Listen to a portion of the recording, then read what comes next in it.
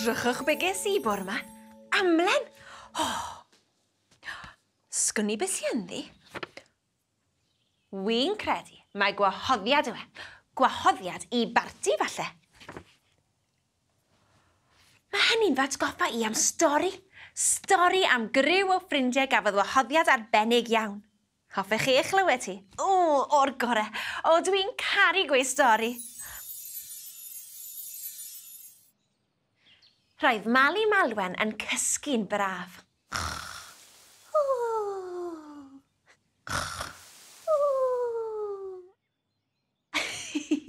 Roedd Mali'n joio cwsg bach yn ystod y dydd. Deffrodd yn araf, agor I llyged, a chael sioc o weld rhywbeth lliwgar hyfryd o'i blaen. Cerdyn? I mi? Ac I ffwrdd â hi, yn araf tu hwnt, I weld beth oedd wedi ysgrifennu yn y cerdyn. Ond, glaniodd dyferyn o law arni. Ac un arall, hachyn pen dim, dechreuodd I fwrw glaw yn sobor iawn. Symudodd Mali mor gyflym y gallai at y cerdyn. Oedd ddim yn gyflym iawn. Ac erbyn iddi gyrraedd, roedd y cerdyn yn wlyb sopen. Roedd yr inc wedi rhedeg. Doedd Mali ddim yn gallu gwneud pen a chragen o'r neges. Ond roedd un darn yn glir. Gwahoddiad. Ond gwahoddiad I beth? Penderfynodd Mali fynd I weld I ffrindiau. Falle, byddai ganddyn nhw syniad am ddirgelwch y gwahoddiad.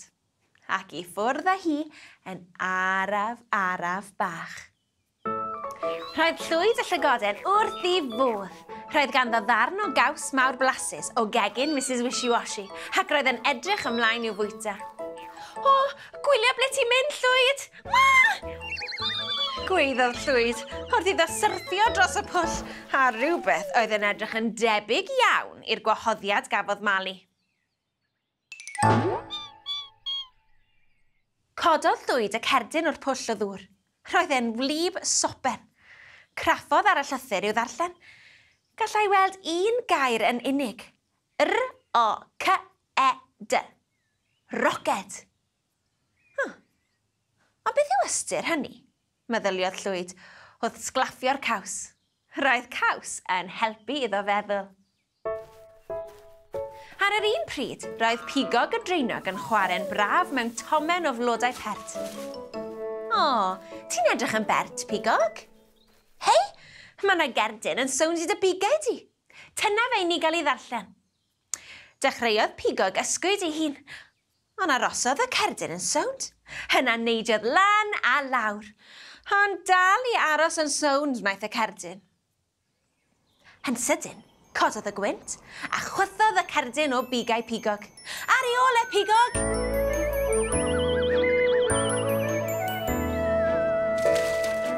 Neidiodd pigog ar y cerdyn i'w stopio rhag chwythu bant.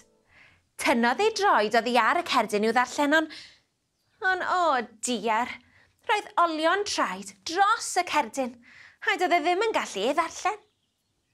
Craffodd yn ofalus ar y cerdyn. Yr unig beth allai ddarllen oedd y rhif 4.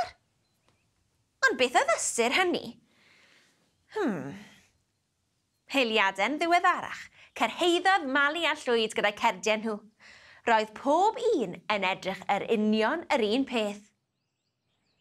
Edrychodd y ffrindiau ar y cerdiau. Oedd, roedden nhw'n debyg, ond yn anhebyg ar yr un pryd. Roedd y glaw, y mwd ac olion traed pigog wedi cuddio rhai o'r geiriau. Falle ar un adeg fod pob cerdyn yn dweud yr un peth, gwichiodd Llwyd. Gwahoddiad, roced a 4. Ond beth oedd ystyr hynny? Roedd y tri yn dechrau meddwl na fydden nhw byth yn darganfod beth oedd ar y cerdyn. Pan glywon nhw sŵn rhyfedd iawn uwch eu pennau.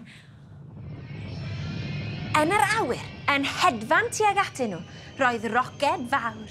Waw! Medda'r tri. Roedd y roced yn hedfan tuag at y tŷ. Rhedodd Llwyd mewn cyn gyntedd ag y gallai gyda pigog yn dyn ar ei sodle. hedo nhw i fyny'r grisiau. Ond oedd gyrraedd y top, glaniodd y roced gyda sŵn rhio mawr. Cafodd pigog ofn dirchranllyd a rholiodd i mewn i belen. Hynny frys, sefodd llwyd ar ben pigog a gweiddi mewn poen. O, aw! Cwympodd y ddau ohonyn nhw lawr y grisiau. Y bwmp, y bwmp, y bwmp. Heibio Mali oedd yn araf ymlwybro tuag at ddrws y tŷ.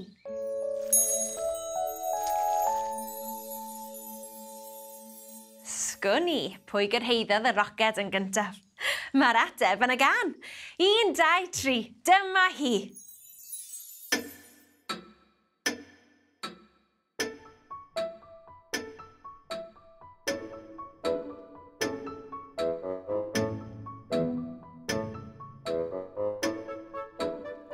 Helo, falwoden fach.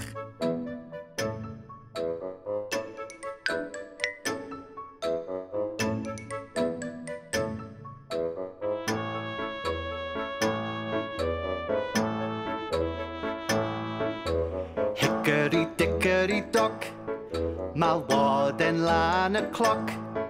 Mae'n taro un, aeth lawr yn flin. Hicori Dicori doc. Wps, wyt ti'n iawn, Ffreinog bach? O, da iawn. Hicori Dicori doc, aeth Ffreinog lan y cloc. Mae'n taro 2, aeth lawr yn gloi. Hicori Dicori doc.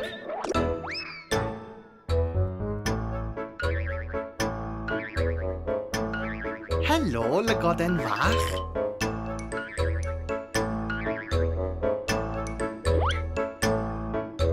Hicori Dicori doc, llygoden lan y cloc. Mae'n taro 3, i lawr â hi. Hicori Dicori doc.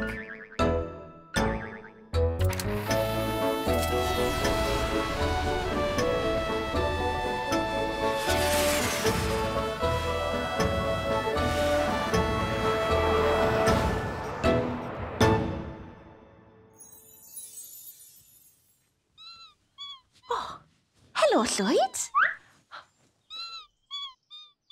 Mae'r cerdyn yn edrych yn union fel eich gwahoddiad chi. Wel, sdim glaw, mwd nac olion traed wedi sbwylio hon. Felly beth am i ni weld beth mae'n dweud? Hefe? Gwahoddiad i fynd am drip mewn roced am 4 o'r gloch. Wel, nawr wy'n deall pan nad oedd Llwyd, pigog a Mali'n gallu hedfan yn y roced yn y can. Roedden nhw wedi cyrraedd yn rhy gynnar. Tan tro nesaf, ffrindiau. Hwyl fawr!